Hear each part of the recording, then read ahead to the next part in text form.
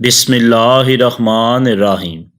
السلام علیکم ناظرین، میں ہوں صداقت حسین اور آپ دیکھ رہے ہیں ہسٹری ایکسپوز۔ ناظرین، آج کا واقعہ بہت ہی دلچسپ ہے۔ انشاءاللہ آپ سنیں گے تو ضرور آپ کو اس میں ایک سبق ملے گا۔ ناظرین، واقعہ سنانے سے پہلے ہماری آپ سے گزارش ہے کہ اگر آپ ہمارے چینل پہ نئے ہیں اور آپ نے ہمارا چینل ہسٹری ایکسپوز سبسکرائب نہیں کیا تو کر لیجئے اور بیل آئیکن کے بٹن کو بھی ضرور پریس کیجئے تاکہ آپ کو ہماری آنے والی تمام ویڈیوز بآسانی ملتی رہیں، اور اس کلپ کو اینڈ تک ضرور دیکھتے ہوئے اپنی رائے کا اظہار بھی کمنٹ سیکشن میں ضرور کیجئے گا۔ ناظرین، خلیفہ ہارون رشید عباسی خاندان کا 5واں خلیفہ تھا۔ عباسیوں نے طویل عرصے تک اسلامی دنیا پر حکومت کی، لیکن ان میں سے شہرت صرف ہارون رشید کو ہی نصیب ہوئی۔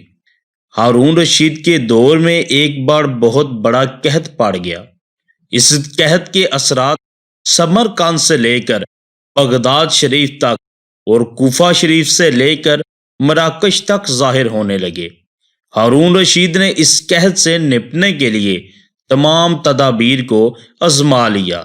اس نے غلے کے گودام کھول دیے، ٹیکس معاف کر دیے، پوری سلطنت میں سرکاری لنگر خانے قائم کر دیے اور تمام امراء اور تاجروں کو متاثرین کی مدد کے لیے موبلائز کر دیا، لیکن اس کے باوجود عوام کے حالات ٹھیک نہ ہوئے۔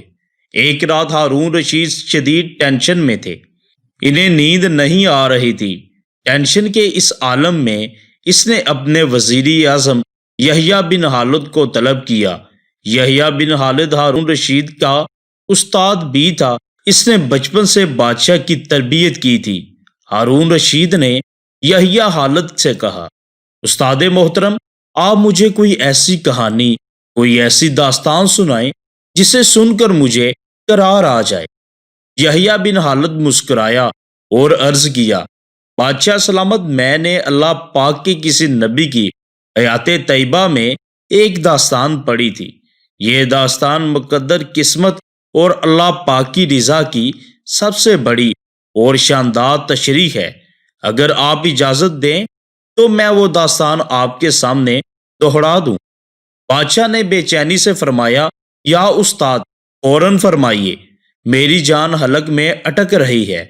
یحییٰ خالد نے عرض کیا، کسی جنگل میں ایک بندریا سفر کے لیے روانہ ہونے لگی۔ اس کا ایک بچہ تھا، وہ بچے کو ساتھ نہیں لے جا سکتی تھی، چنانچہ وہ شیر کے پاس گئی اور اس سے عرض کیا، جناب، آپ جنگل کے بادشاہ ہیں، میں سفر پر روانہ ہونے لگی ہوں، میری خواہش ہے آپ میرے بچے کی حفاظت اپنے ذمہ لے لیں۔ شیر نے حامی بھر لی۔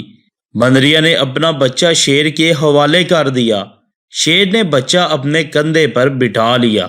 بندریا سفر پر روانہ ہو گئی۔ اب شیر روزانہ بندر کے بچے کو کندھے پر بٹھاتا اور جنگل میں اپنے روزمرہ کے کام کرتا رہتا۔ ایک دن وہ جنگل میں گھوم رہا تھا کہ اچانک آسمان سے ایک چیل نے ڈائی لگائی، شیر کے قریب پہنچی، بندریا کا بچہ اٹھایا اور آسمان میں گم ہو گئی۔ شیر جنگل میں بھاگا دوڑا، لیکن وہ چیل کو نہ پکڑ سکا۔ یحییٰ خالد رکا، اس نے سانس لیا اور خلیفہ ہارون رشید سے عرض کیا، بادشاہ سلامت۔ چند دن بعد بندریا واپس آئی اور شیر سے اپنے بچے کا مطالبہ کر دیا۔ شیر نے شرمندگی سے جواب دیا، تمہارا بچہ تو چیل لے گئی ہے۔ بندریا کو غصہ آ گیا اور اس نے چلا کر کہا، تم کیسے بادشاہ ہو؟ تم ایک امانت کی حفاظت تک نہیں کر سکے، تم اس سارے جنگل کا نظام کیسے چلاؤ گے؟ شیر نے افسوس سے سر ہلایا اور بولا، میں زمین کا بادشاہ ہوں، اگر زمین سے کوئی آفت تمہارے بچے کی طرف بڑھتی تو میں روک لیتا، لیکن یہ آفت آسمان سے اتری تھی اور آسمان کی آفتیں صرف اور صرف آسمان والا ہی روک سکتا ہے۔ یہ کہانی سنانے کے بعد یحییٰ بن خالد نے ہارون رشید سے کہا، بادشاہ سلامت، قحط کی یہ آفت بھی اگر زمین سے نکلی ہوتی تو آپ اسے روک لیتے، یہ آسمان کا عذاب ہے، اسے صرف اللہ تبارک و تعالیٰ روک سکتا ہے۔ چنانچہ آپ اسے رکوانے کے لیے بادشاہ نہ بنے، فقیر بنے، یہ آفت رک جائے گی۔ دنیا میں آفتیں دو قسم کی ہوتی ہیں، آسمانی مصیبتیں اور زمینی آفتیں۔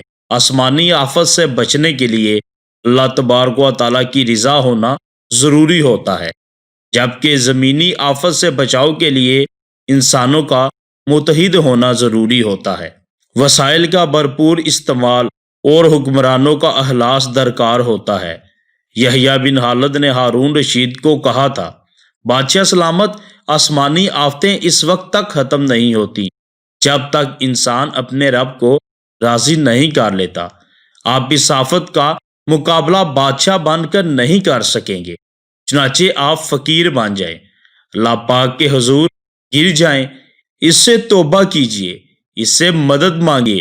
دنیا کے تمام مسائل اور ان کے حل کے درمیان صرف اتنا فاصلہ ہوتا ہے جتنا ماتھے اور جائے نماز میں ہوتا ہے، لیکن افسوس، اپنے مسائل کے حل کے لیے 7 سمندر پار تو ہم جا سکتے ہیں، لیکن ماتھے اور جائے نماز کے درمیان موجود چند انچ کا فاصلہ طے نہیں کر سکتے۔ اس لیے ہمیں چاہیے، جب بھی کوئی مشکل ہو، جب بھی کوئی پریشانی ہو، اللہ پاک کے حضور جھک جائیں۔ وہی سب مسائل کو حل کرنے والا ہے، وہی ناممکن کو ممکن کرنے والا ہے، اس کے لیے کوئی بھی چیز ناممکن نہیں ہے۔ السلام علیکم ورحمۃ اللہ وبرکاتہ۔